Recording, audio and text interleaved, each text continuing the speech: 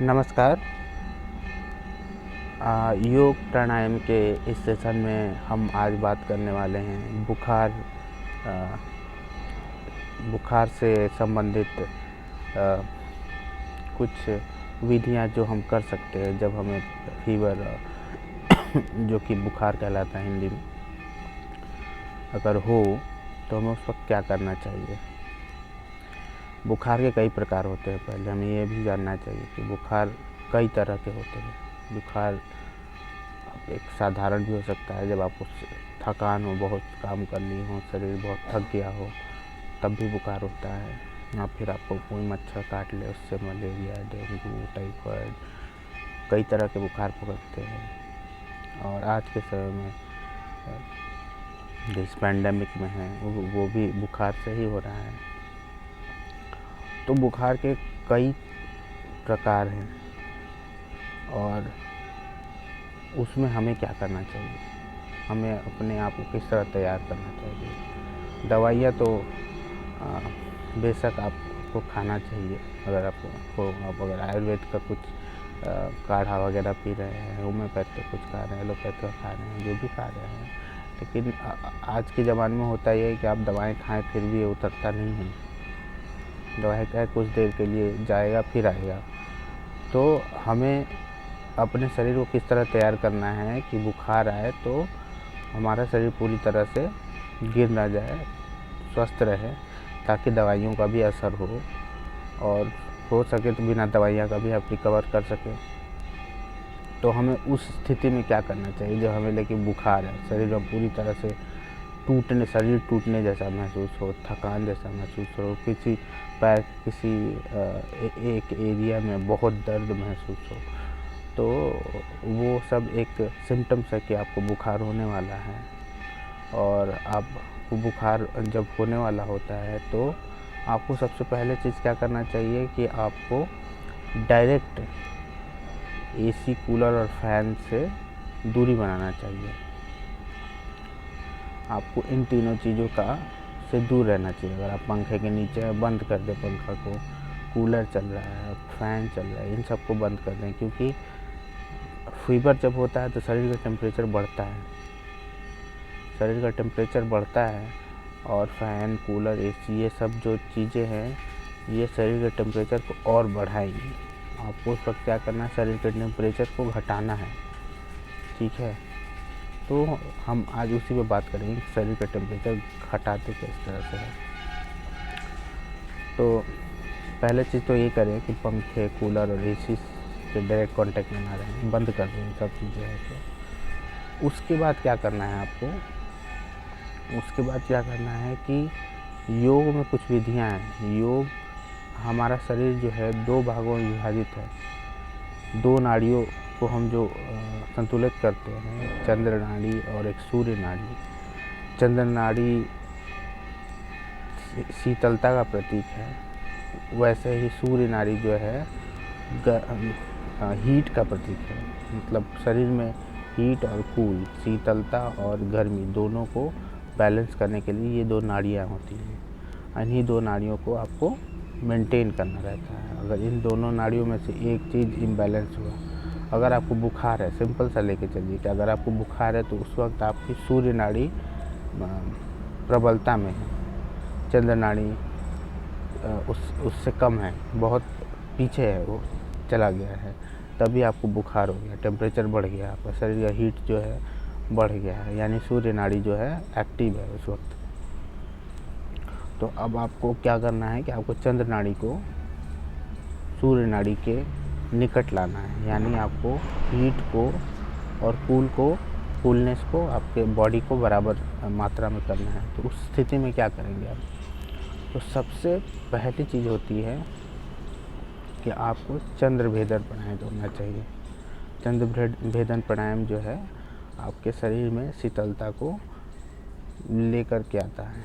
शीतलता, चंद्र भेदन प्राणायाम में क्या करते हैं कि आपको बाईं नाक से, आप अपने बाईं नाक देख लें, आप जब मेरा वीडियो देखेंगे तो शायद ये अपोजिट दिखेगा, तो लगेगा कि अब मैं अपनी दाईं नाक दिखा रहा हूँ, लेकिन बाईं नाक, मेरा ये बायां नाक है, आप अपने हिसाब से देख लें, क्योंकि ये वीडियो जब दिखेगा तो उल्टा दिखता है।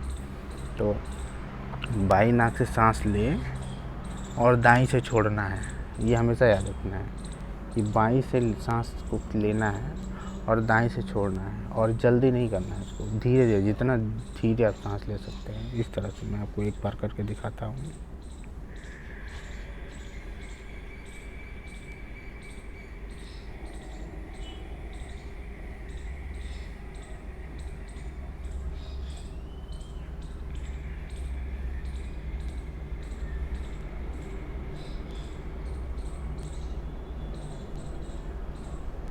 इस तरह से धीरे धीरे धीरे धीरे धीरे धीरे सांस लेंगे और धीरे धीरे सांसों को छोड़ें।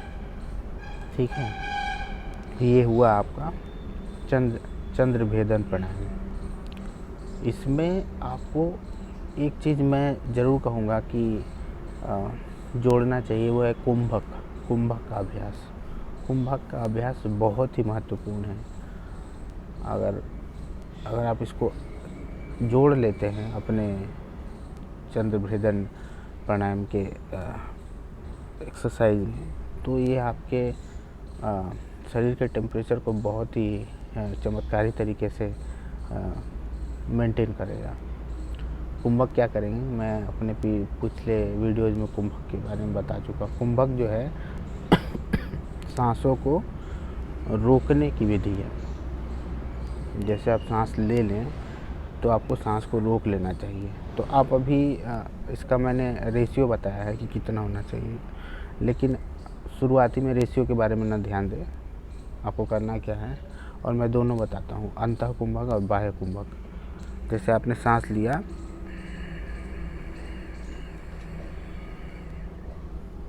रोक लीजिए,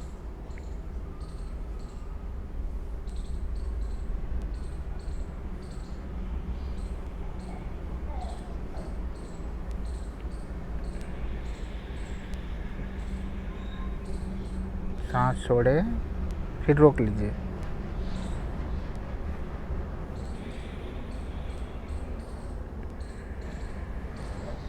फिर लीजिए, फिर रोक लीजिए, फिर छोड़िए, फिर कुछ सेकंड के लिए रोक लीजिए।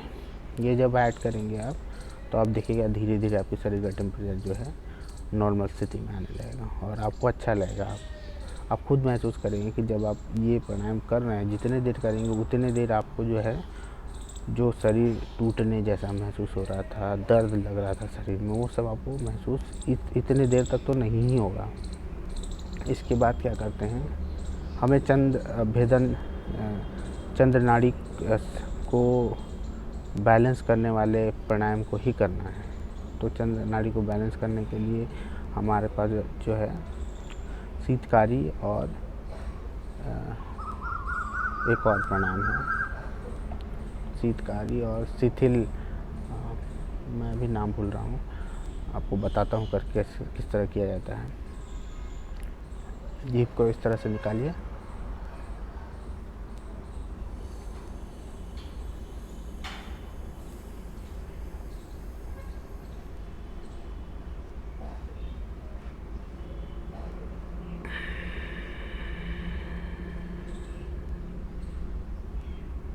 उस तरह से जीभ को निकाल के मोड़ करके सांसों को लेना है और फिर छोड़ना है सांसों को।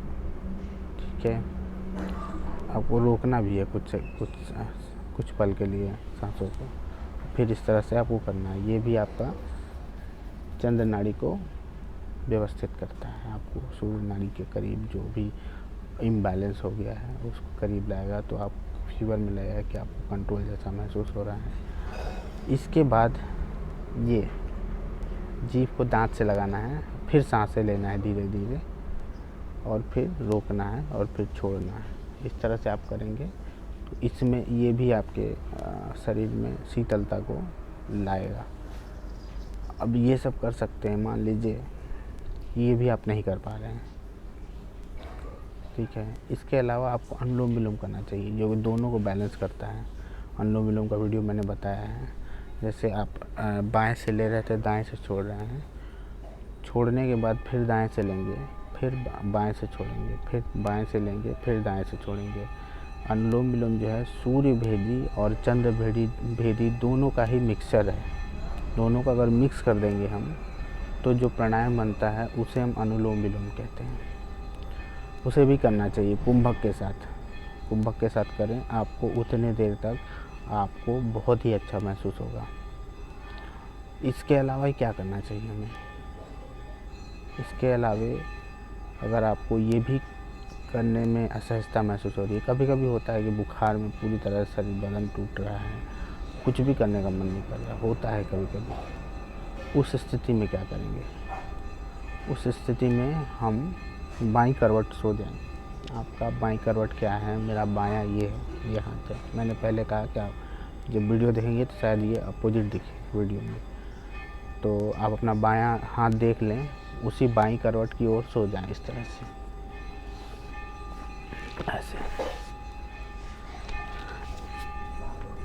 ऐसे सो जाए। बाईं करवट तकिया लगा करके इस तरह से सो जाए और गहरी सांसें लें।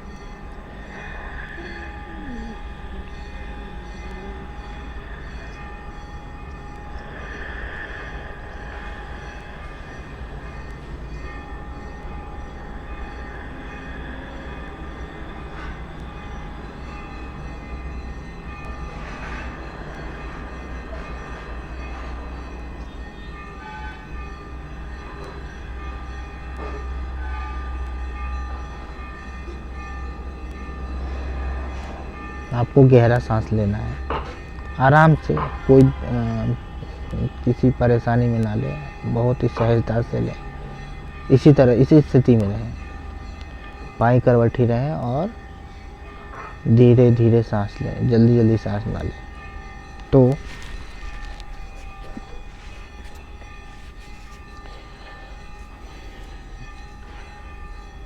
बाएं करवट सोने से भी चंद्र नाड़ी को हम एक्टिव कर सकते हैं। जो चंद्र नाड़ी इम्बैलेंस हो गया है उसको हम एक्टिव करके सूर्य नाड़ी की जो प्रबलता है उसको दूर कर सकते हैं बाईं करवट सोने से।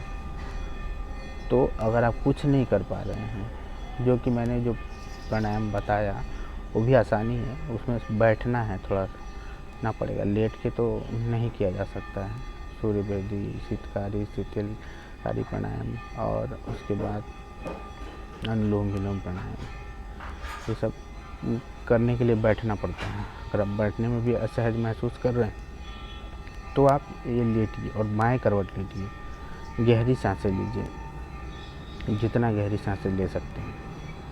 आप देखेंगे आपको बहुत ही अच्छा महसूस होगा बुखार में। वो कैसा भी बुखार होगा उसमें ये सारे प्राणायाम बहुत ही लाभकारी होंगे। आपको बायां करवट तो अगर जब तक बुखार है तब तक तो आपको रहना ही चाहिए बाएं करवट ही होकर सोना चाहिए। तब भी आप जब दवाएं खाएंगे ये सब करने के बाद तो देखिएगा दवाओं का असर लगेगा कि एक दिन में बुखार आया और चला गया, जो कि अभी के ज़माने में हो ही नहीं रहा है। हफ्ते दिन, 4 दिन, 5 दिन नॉर्मल रह रहा है। अब पैंडेमिक में तो 14-14, 15-15 दिन तक आदमी परेशान रहता है। तो आपको ये चीज़ ज़रूर करना चाहिए। तो आज के इस योग प्राणायाम के सेशन में इतना ही। बुखार पर मैं बात कर रहा था, अगले किसी सेशन में और किसी